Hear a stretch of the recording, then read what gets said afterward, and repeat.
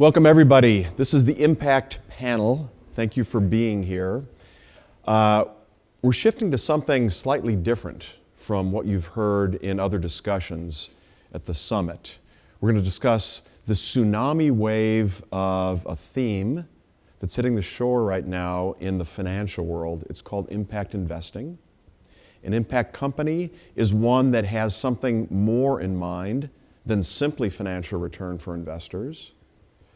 Impact companies try to achieve two things simultaneously: strong investor returns and doing some social good, some social return in a way that's good for the industry, not as an afterthought, not as a donation to a charity at the end of the year, but as a central part of the business plan. And we have a fabulous group up here, experts, pioneers, leaders in the impact world, both on the investing and on the company side. I'm going to ask each panelist, so we agreed ahead of time, we're going to go real fast. So there are going to be no speeches, right? This is going to be the longest talk you're going to hear on this panel, because I'm the moderator. I get to do that. But if you can go down the road quickly in 30 or 60 seconds. Who are you and what do you do? Amy Klement, I'm a partner at Omidyar Network. I lead our work in education globally, and we are an impact investor as well as a venture philanthropist. So we both make grants and make investments. Karan, I'm a co-founder and partner at Opportunity at Work. We are focused on how you rewire the US labor market so that more folks can realize their true potential. Our goal, as we stated, is for 1 million more Americans to work, learn, and earn to their full potential in 10 years or less. Hi, I'm Rob Solomon. I'm the CEO of GoFundMe. GoFundMe is a crowdfunding platform where people come together to help each other out. We've had $2 billion in donations flow through the platform in the last 5 years. We're currently the place where people come together to help people when personal issues strike. So we're a personal causes crowdfunding platform, quite a bit different than Kickstarter, which is a creative projects crowdfunding platform. Hi, I'm Braun, founder of Pencils of Promise, an NGO that's started in 2008, aimed at delivering high-quality education to children in rural poverty in the developing world, now approaching just about 350 schools throughout Asia, Africa, and Latin America.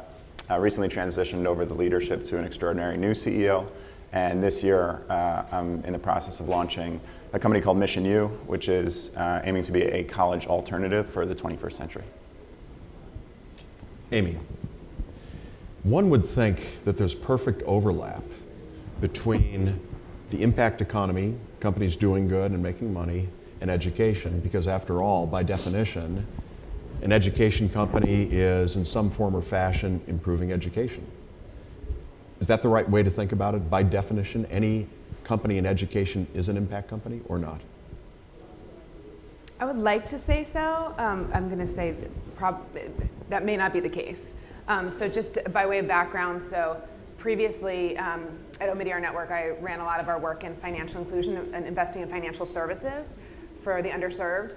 And when I started to look more into education, what I discovered was like the burden of proof in education is so much higher, right? Just because, and I'm sure I'm preaching to the choir here, but just because you have a butt in a seat or just because you have a student does not mean that they're learning.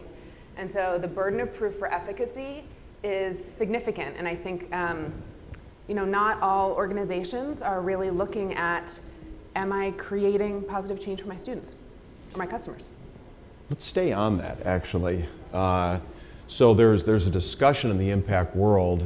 Does the impact company measure inputs, that is what it's putting into the system, or outcomes, what positive results are occurring net, right?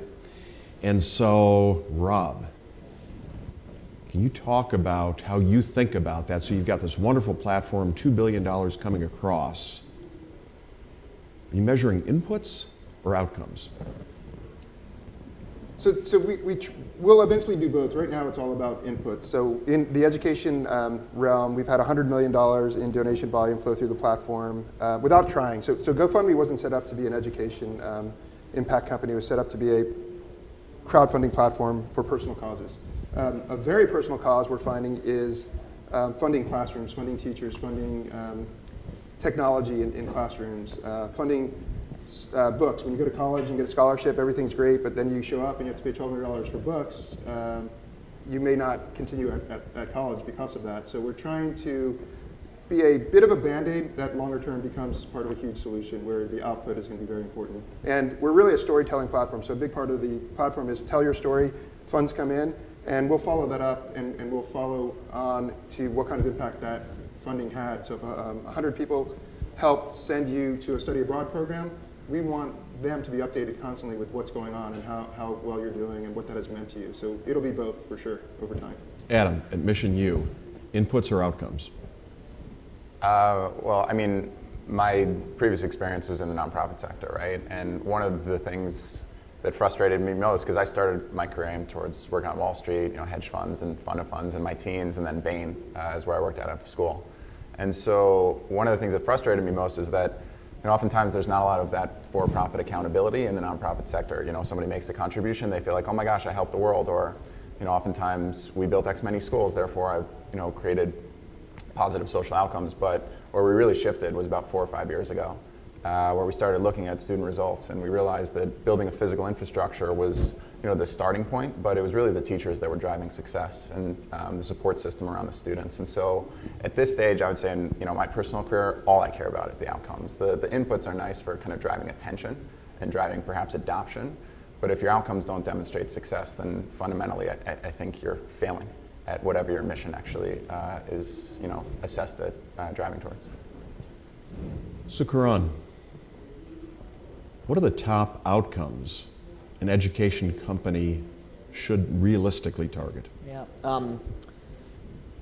If I flip that question, the inputs and outcomes question, and asked it for financial returns, how do we think about it? So for financial returns, you've got a set of outcomes, right? You've got revenue, EBITDA, whatever it is, right? They're pretty well defined. And as a company, you don't say, look, I'm only going to measure those. You measure some inputs, which are drivers of your business model. So whatever your business model is, there are certain operating metrics, there are certain other metrics that you have to measure to be able to hit those financial returns. So I actually find it a pretty false choice on inputs versus outcomes. So the question is, in your impact model, what are the outcomes? But then there are inputs you have to measure, which are drivers of those outcomes. Now, if you measured inputs just for some donor report or something like that, to Adam's point, that doesn't make any sense to me, right? So like in a business, we don't say that the financial outcomes, there's an M&E function that is separate from the business function to measure financial returns. But that exists in the nonprofit world, and I think it's a sort of false choice. To your question on outcomes, we focus a lot on this bridging education to employment. And there are 3 things in that space that matter to us, which are completion, placement, and income of the individual. So I'm the chairman, just as an aside, but I think relevant to the next question I'm going to ask you, Amy. I'm the chairman of an impact company in agriculture in the emerging world, where we're aiming to lift thousands out of poverty by improving their agronomic techniques and generate returns for our shareholders, okay, just as a background. And so we also have an environmental goal, sustainable farming techniques. And so from our perspective as a counterpoint, poverty alleviation is really easy to measure, right? That's an outcome. The income before was X, now it's Y, right? Really easy to measure. Our environmental targets are not easy to measure because it's a whole bunch of different things. It's water efficiency and it's soil health and it's farmer health and it's all of that put together, and it doesn't reduce to a figure. So Amy, here's my question. In a complex ecosystem that is education, where you have externalities like poverty, and you have community breakdown and social breakdown and family breakdown in many cases playing a part, is it possible? I want to hear from you on the challenges of an education impact company achieving impact, the outcome, in light of all those externalities in the system. So I have 2 thoughts on that. One is, it is incredibly complex, and there is no silver bullet. Even though the media, there's microfinance, or there's other things that at times have been viewed as a silver bullet for poverty alleviation. That said, and because it is so complex. At Omidyar Network, we sort of have this flexible capital. We are both a foundation from which we make grants to do policy and infrastructure and advocacy and a bunch of other things. And we also invest out of an LLC. And so, because the simple fact is the challenges we're talking about require a completely cross-sectoral approach, right? I mean, look around here. We've got public sector, private sector, social sector. But is it possible for education organizations to make significant impact despite all that? Absolutely. Absolutely. I mean, I look at one of the companies we're invested in. It's an awesome company in Kenya called Bridge International Academies. And they are a for-profit company delivering education, started in the slums of Nairobi, delivering education at $100 a year for these students. They charge like $7 a month. And their kids just sat through the Kenyan national exams, and their kids on average scored about 50% higher than kids in the public school systems. And they had a couple of their schools that had 100% pass rate. And by the way, the average pass rate, depending on who you talk to, is like between 35 and 45%. So, I mean, to me, and these guys, that means they can now like go on and get better jobs. So, yeah, just by education, you can absolutely have an effect. So Rob, maybe a broader perspective, because you have a platform where you're doing good in education and in so many, many other ways. And so I'm wondering if you have a perspective on the impact potential. So on your platform, I'm thinking about outcomes, differences made in lives, right? $1 going into education as compared to $1 going into some other industry or cause. How does education compare?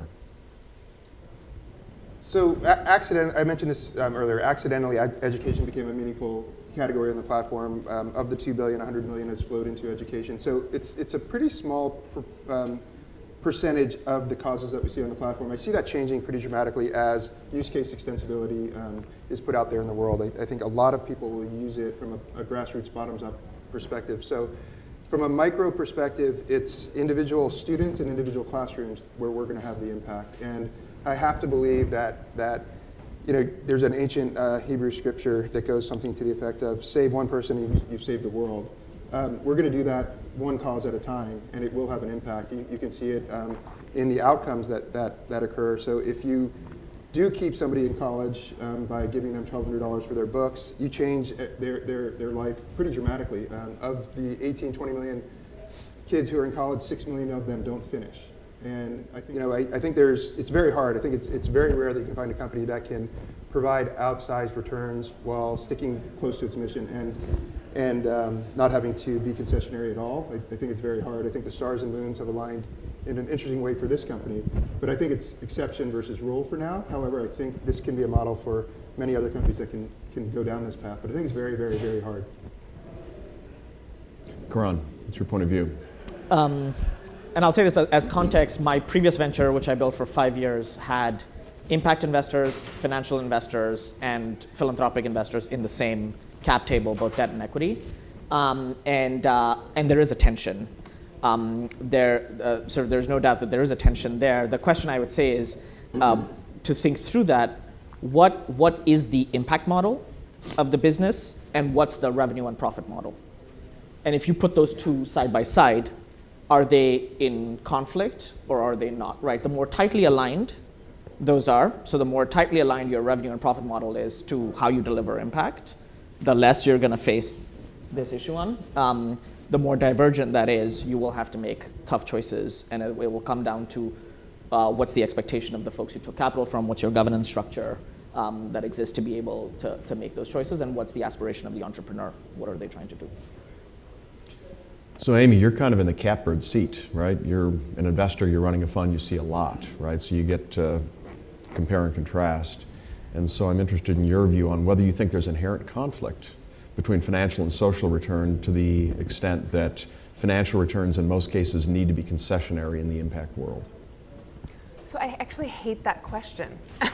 Then I'm glad I asked it. We promised to be provocative. I like you, but I hate that question. I mean, I don't think it's I think this idea of walking in and thinking that impact investing has to be concessionary means you're not necessarily looking at sort of the full pie of what creates impact. I mean, eBay created 1 million jobs in the US and probably another 1 million outside of the US. Was that funded by impact investors and was a concessionary return? No. And so I think it's sort of how are you looking at impact and what are you defining as impact? We are often investing alongside pure financial investors. And if a company is not wildly successful from a financial perspective, or or successful from a financial perspective, there's no way it's going to be successful in reaching the people it wants to reach. So for us, we invest in companies where the financial model, and I love that framing, Karan, as far as the financial model and the social model are just very, very tightly interlinked. And where we have felt the tension, so I'm not going to deny that there's no tension, where we felt the tension the most, I would say, is the audience, is their target customer. We have often, a lot of our work has been in emerging markets. Our initial hypothesis, and we've been in impact investing for over 10 years, was, I don't know how many of you read the book, The Fortune at the Bottom of the Pyramid, was, could you actually build businesses that are serving these very underserved people at the bottom of the pyramid? And what we found over time was that's really hard. It's really hard. And so what we found with a lot of our businesses was if we just went up slightly up market, because by the way, it's not an economic pyramid, it's a diamond. So if we just went up slightly up a little bit, then we had a much larger total addressable market and could build a much more robust business. So I'll just say this. I've been running around the impact world for several years now, and for sure there are companies going around saying out loud, concessionary returns. You're going to get a 1 or 2 or 3% return because we're doing something really hard. But you're going to do good. It's better than a charitable donation because you're going to get your money back in 1 or 2 or 3%. And so it's out there. In the case of our agriculture company, we're combining the two, just in the way that you say, because there's an arbitrage opportunity where yields in the developing world are 1/5 or lower in the developed world, and we're collapsing the yield gap by deploying the most sustainable farming techniques, right? And so it's a big pie. There's a lot to go around. And so that's how we avoid the conflict. But those arbitrage opportunities are similar ways to combine social and financial, in my experience, are very difficult to find. Do you agree or not? So I think it matters where you're looking. I think there's some sectors where that financial inclusion, financial services is a fabulous sector around the globe. I think there are some places like agriculture where it's very difficult. Yeah. So Adam, biggest challenges for you at MissionU in financial return? What were the most difficult things for you to figure out, just as a business plan, to generate financial return for your investors? Well, one thing is full transparency. I haven't raised any capital yet. So this summer when I go out to raise capital, I gave myself kind of 6 months to really evaluate the space and kind of refine the model. Great. So this is your pitch. Have at it. When I think about the type of investor that I'll seek out, undoubtedly, obviously, they have to understand the mission and be devoted to the mission. And they have to buy into the belief that I hold, which is if we actually fundamentally deliver on that mission at scale, this is a very, very, very large business that will generate tremendously outsized returns for any investor that's involved. But I think that people have to buy into the time horizon as being different from traditional venture returns, most likely. And when I speak to a lot of my friends that are other entrepreneurs, and I hear them talking about how excited they are that they can flip a company within 2 years, building a college alternative for the 21st century is not a 2-year venture. And in building Pencils of Promise, that was about 8 years of my life, 11 years in my mind of kind of directed towards it. And I think there are serial entrepreneurs who like the kind of 2, 3, 4-year flip. But for me, I wanted a mission that was, going to be worthy of devoting a decade or 2 decades of my life towards.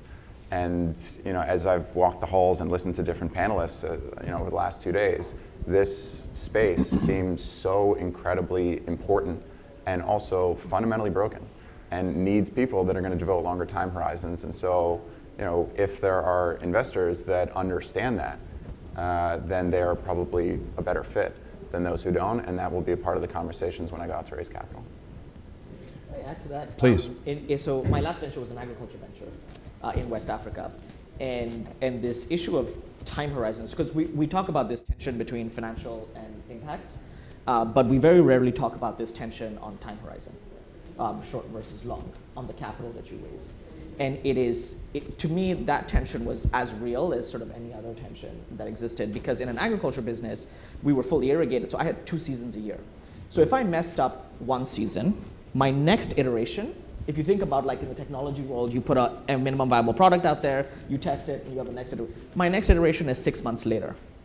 And then my third, so in 10 years, I get 20 tries at a product. And that time horizon is so different. So for a venture investor, a private equity investor that is looking for a 5 to 7 year horizon, it's just not suited for that kind of businesses. And businesses where the ecosystems are broken often do require these sort of longer time horizons. So the question is then, if private equity and venture capital is not suited to it, what types of capital exist out there that have a 15-year horizon for you to actually build a meaningful business in that space? So Rob, do you, and then I'm going to go to you, Adam. Do you agree 15, 20-year horizon is the right way to think about exits for investors? I mean, I think the world is going to fundamentally shift so heavily that 15 years to 20 years might be a little bit long, but there's some kind of middle ground between the 24-month flip and a longer period of time in which you're comfortable. I mean, in general, I think the venture capital world lives on 5 to 7 year cycles. They have to demonstrate that exit, because of the preference to show something to their LPs. But I think if you're making an investment in an entrepreneur, then you have to buy into their vision. And a friend of mine sold his company this morning. It was the first thing I saw when I woke up, to AOL, and had a nice exit. And it was an impact-oriented for-profit media company that he started maybe 3-4 years ago. And for anyone that was involved in that company, you could see the trajectory that if they did it right, they would get bought by a large media conglomerate. And that was a great impact. And I think the investors understood that this was a shorter time play. But to your point, I think it's about understanding the business model. And for mine, it's you have to be willing to be in the game for a decade, I would say. Rob, are the venture investors at GoFundMe thinking a 15, 20-year time horizon to exit? No, they're viewing this as a very traditional growth equity investment.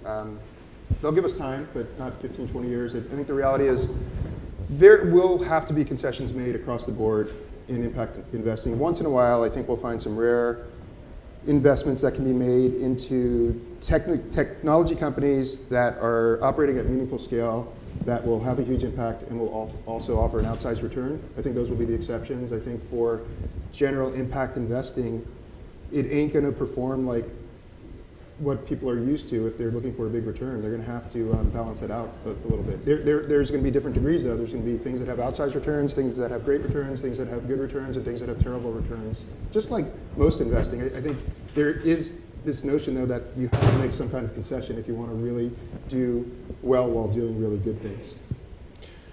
So changing topics. So the integration, there are different flavors of capital that can come into an education company. It can be for-profit, it can be non-for-profit, it can be impact, it can be government. Karan, you've looked at this, you've thought about it, you've done it. What advice would you have for an education entrepreneur on how to think about which tool from the capital toolbox, or which tools, plural, to pull off the shelf, if they can do it? Yeah. I think the pure either philanthropic or public sector capital, there are a few use cases that I'll put out there. I think one is what I would call quote unquote infrastructure, which is things that are ecosystem building related. I think those are very tough to take pure play financial capital to do. I think the second use case I would put there is de-risking a business model to prove out that it does have commercial capital, whether that's initial money you need to prove out that along with the impact model, there is a financial model that works, and you can have some patience to really prove that out and prove for yourself if that's true or not. Because I think the sort of philanthropic capital there will have more patience around it, and you'll get more leeway there. I think the third piece I would say is there a use of philanthropic or public sector capital that can de-risk the commercial capital? So some form of first loss or guarantee that allows you to attract capital that you couldn't attract otherwise. And the fourth one is, are there a set of support services or things that are needed for your model to work, but a pure financial model is not going to be able to fund them? So think the most marginalized populations. You could do the training and the education, but there's a whole set of support services that you need for that population to succeed. And it's not in your business model to build out a completely vertical and horizontal stack to solve everything. So how do you actually direct more mission-oriented capital to the set of support services that are needed, that are not necessarily core to your model, but through partnerships or other forms of capital you could do? So those are some of the use cases I see for philanthropic / public sector capital. Now, of course, the financial capital has volume, has scale. There, if you can really prove this out, you have access to capital markets, and you have access to it at relative speed sometimes compared to what it takes to actually go get a grant or get sort of public sector partnerships to do this. But those are some of the use cases I see of how you think about that. Amy, same question for you, really kind of a blank slate. You see this, I'm sure, right? So companies or initiatives integrating different forms of capital. What perspective do you have on that? Problem, not a problem? So I think as long as entrepreneurs are not dependent upon the philanthropic capital, I say go at it, right? I mean, it's a level playing field. So I encourage our entrepreneurs to go see what's available. If USAID or DFID or Gates or someone has an initiative around what you're doing, and see if you can get some grant funding for it. Because frankly, your competition's doing that, so go for it. We have seen our companies get significant slugs of philanthropic capital to expand into new geographies. We've seen them get capital to expand to new target segments, to crowdfund product ideas. I mean, a whole slew of things. And so the one thing I would say, the two big concerns I would have is, one, don't get dependent upon it and have it be in any way built into your financial model. And then two, be really careful that it's not the tail that wags the dog. That it has to be absolutely aligned with your business model, and don't go into a new geography because there's someone offering money. So Adam, you're a great guinea pig, right, for fundraising, because you're doing it right now. I'm about in a few months, but not you're really. about to do it right now in a few months. It's on the horizon. And so my question of you is, tell the audience, please, your fundraising strategy, not on the amount that you're going to raise, or the pre-money valuation, or the preferences, or anything like that, but who are you going to target, right? And specifically, are you going after venture capital firms or not? Mm-hmm. In either case, outside of the venture industry, who do you talk to? Yeah, so I mean, I'll be transparent about my process. What I did was I put together a list that I refer to as the Dirty Dozen. And it was the 12 best entrepreneurs that I had become friends with in previous years, who I also respected as individuals and thought were the highest caliber people I could find. And went to coffee or lunch with each and every one of them, shared the idea, asked them to pick it apart. And then at the end I said, there's various approaches to raising capital. What would you do if you were in my shoes? And kind of without any expectation, just sought that advice. And at the end of each of these conversations, I was pretty surprised in that every one of them kind of gave me their 2 cents and then said, oh, and by the way, I do angel investing, and I'd like to invest in this. And so what ended up happening was this cohort of incredible entrepreneurs have already basically said they want to be a part of it, which is great strategic investors. And I thought about, would I go the traditional VC route? Because obviously it is really nice to have big names behind you, and certainly not just the names, but the real value that they bring to the table. And in the last 6 weeks or so, what's probably shifted for me is the recognition that I will probably not go the traditional VC route initially. With the first, let's call it 24 to 36 months of capital, people have to be fully behind this mission. And so I'll go more of the impact investment route, as well as family offices. So I sit on the board of Ascent Capital, which is the private wealth advisory group for the US Bank, representing about 115 families, average net worth, I don't know if I'm allowed to disclose, but very, very large. And so in chatting with their CEO recently, he was like, this is what our families are looking for. These are families who have tremendous amounts of wealth that are seeking investments that not only elevate their financial abilities in generations to come, but really profoundly have an impact on the world.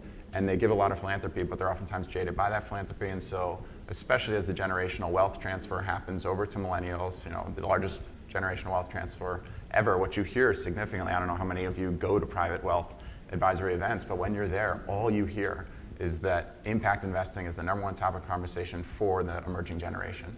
And so this is a really nice fit for them. And so that's probably the route that I'll take, as well as maybe some traditional VC, but only from partners that are running firms that I've known for a long time and people that fundamentally believe in this idea.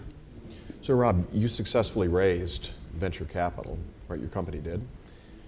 Tell the audience, please, the business model, specifically, how do you make money? How do you generate profit? So what's the for-profit business model at GoFundMe? Sure, very simple business model. We take 5% of the funds raised. So on the, $1.5 to $2 billion that we raised this year, we'll keep 5% of that. And we're one of these rare consumer internet businesses that is profitable. There's a lot of leverage in our model. So it's a very simple model, simple to understand. And giving in the US is roughly a $300 to $350 billion industry, a little bit more if you count the global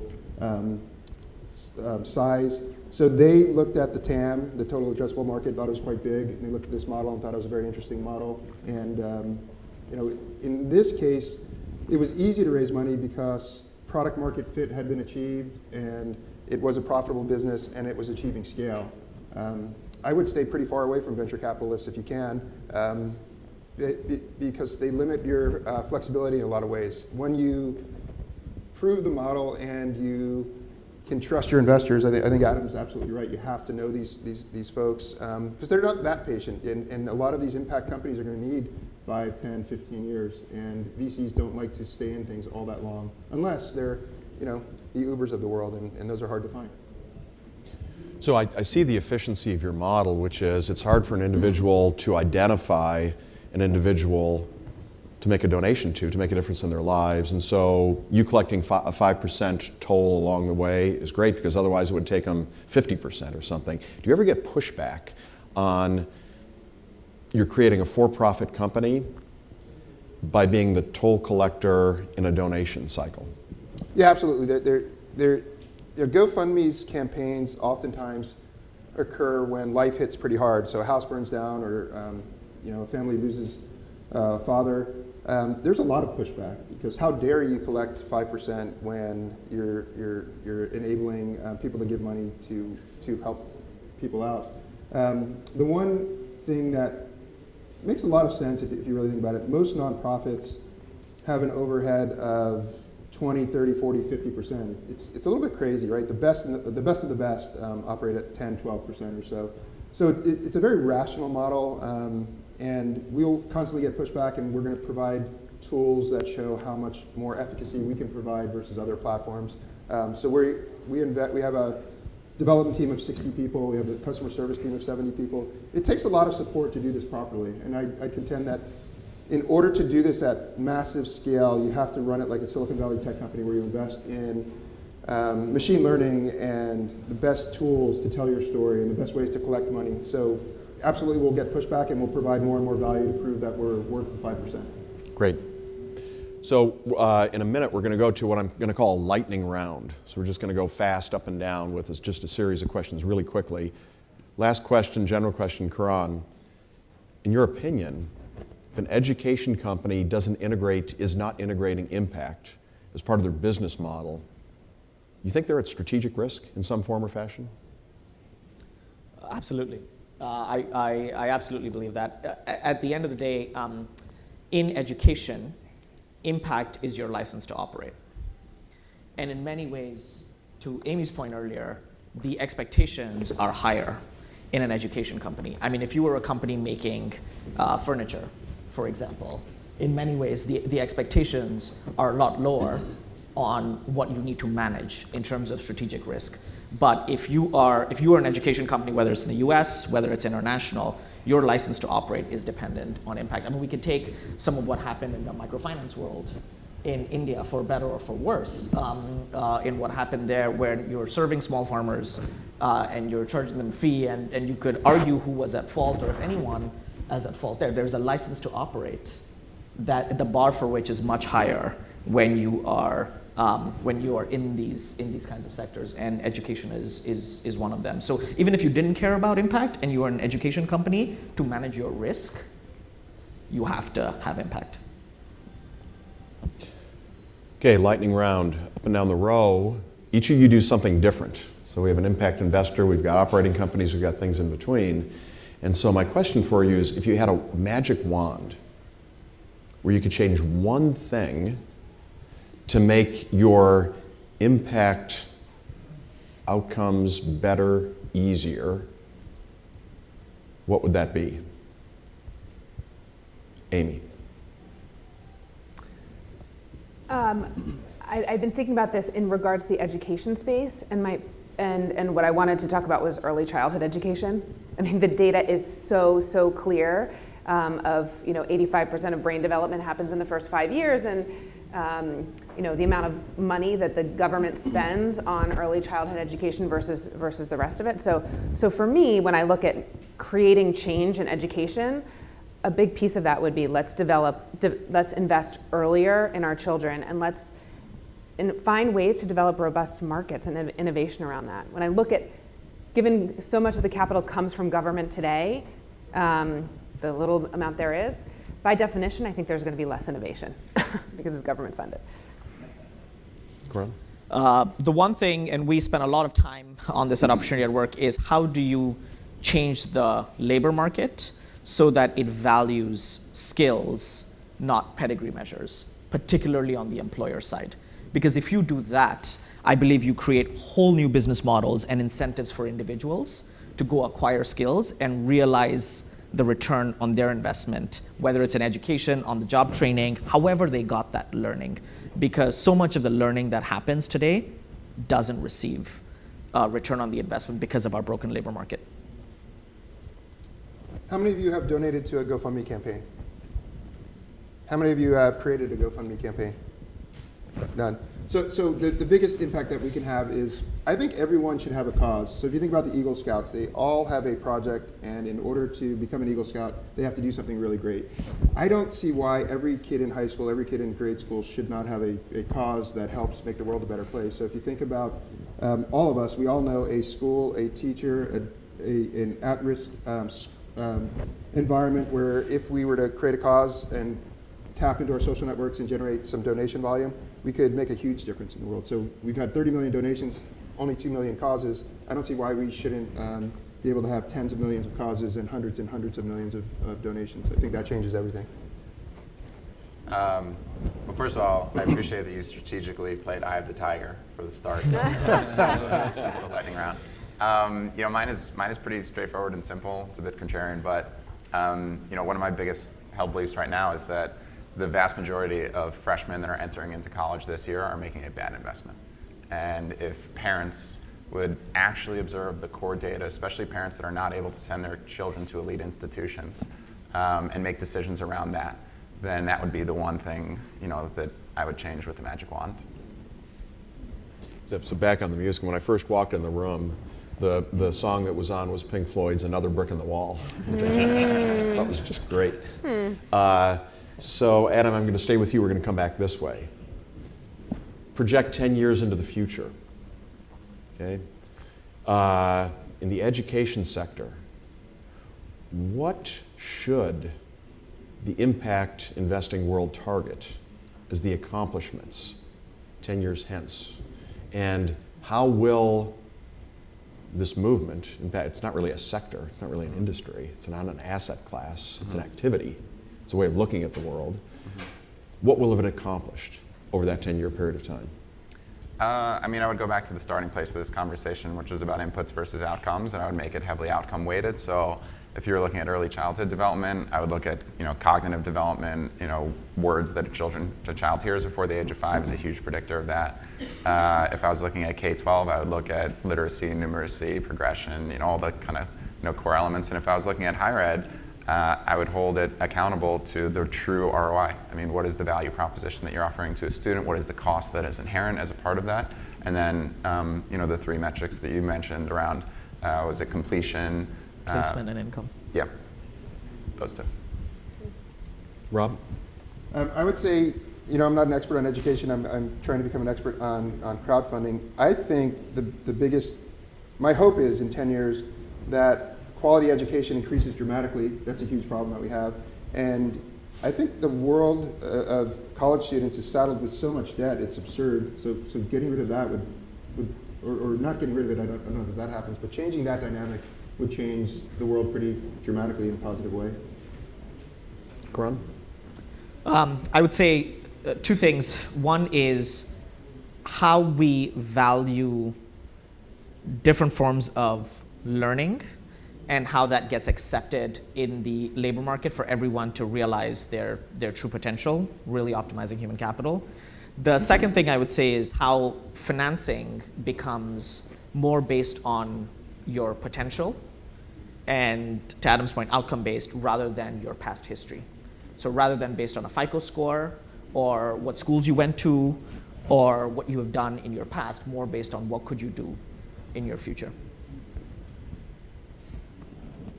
What they said, and I would just reinforce, I would like to see significantly more capital sources pointing at early childhood, given the impact there. And then given that most of our work is in emerging markets, clearly we have seen an enormous movement over the past 10, 20 years of access to education. But when you look at the quality of that and how often teachers show up, what's being taught, I think we have a long, long way to go on quality. Karan, Rob raised a really interesting point, something you've thought about, which is how should we rethink student financing in the United States? Yeah, I would say, and I'll come back to what I just said, I would say there are 3 things. And if we followed 3 principles, one is how do we think about financing based on what you can do, not what you have done in the past. So what is your innate ability to learn today, and how do I make a loan decision or a credit decision based on that? The second thing I would say, how do you tie the financing to an outcome? So if we had to redesign the system with the job seeker at the center, what would pay for success look like in that model? Would it be that it would be tied to the income boost that you had, which would make sense? So how do you tie the earning capacity of the individual to the financing system that we have? And the third thing I would say is, what is the risk sharing of the training of their education institution in that model? Because in today's model, there's very little risk sharing that the training institution. So imagine you went into a store to buy a product and you paid for it, and there's 50-50 chance that when you left the store, you'll take the product home with you. And if you did take it home with you, there's 50-50 chance when you got home it would work, and there's no return policy, and you're in debt for 15 years. That is our system today. You wouldn't buy a phone that way. So if we followed sort of think about those 3 principles and how you would think about redesigning a financing system. Okay, we have time for one more question. Amy, it's going to you. And as much as you dislike my question of you of whether there's friction between financial and social return, you might dislike this one even more. Okay. Maybe. Okay. So I'd like for you to describe your favorite education impact company and why. And it's a little bit like asking you, who's your favorite child? And I know you love them all, but Amy, which one do you love the most? I know. That's so hard. Well, that's why I asked. Okay, so before I go there, I just want to comment on what might student financing look like in the future. There's one really interesting example, a company called Andela. I don't know if people know this company. It's in Nigeria and Kenya now. And what they're doing is they're doing exactly that risk sharing. It's actually even more so. They're taking all of the responsibility, where they seek and source the best talent across the country, really, and then train them to be technical fellows and then place them in jobs, and are building a terrific kind of technology consultancy agency. So they are absolutely taking the risk and paying for the training themselves. So as far as my favorite, it's really tough. I mentioned Bridge International earlier. They're already serving 1% of Kenyan students. They're in Nigeria, India, Uganda. They're launching in Liberia with a public-private partnership. They are off the charts. If anyone goes anywhere near East Africa, I would highly recommend stopping in and looking at what they're doing. Another company I would mention is an adaptive learning platform in Brazil called Geeky, which we've invested in along with some local investors. And these guys have built this fabulous platform. One of their products is test prep for the college exam called the NM in Brazil, which their students who use this online mobile platform are getting a 30% higher score on this test. And this test dictates whether or not you get to go to college or not. It's enormously impactful, and they just signed a contract with the federal government to make it free, available to all public high school students across the country, reaching over 2 million students. So they've got a variety of other products, but that's one that I'm very excited about right now. Thanks for answering the question. It was a now question versus a forever. Too hard to say. Actually, it was really cool how you did. Which kid was best today? No, but you named about 3 kids, so that was really neat how you did that. That was great. So for Amy and Karan and Rob and Adam, thanks for being here. Join me in thanking them for a wonderful discussion.